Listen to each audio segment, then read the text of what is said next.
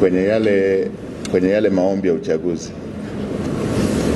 Ila ile nyingine ya Simba hata mtu sifia hatuchezi.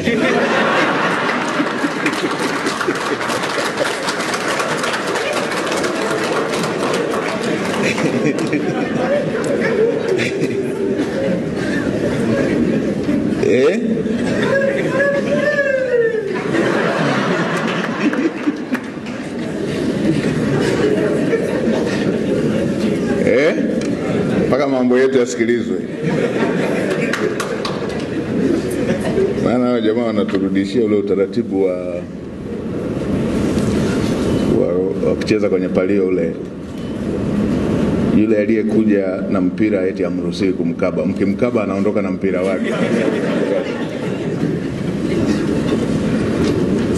Na mpira uishi mpaka yule aliyekuja na mpira timu yake ishinde.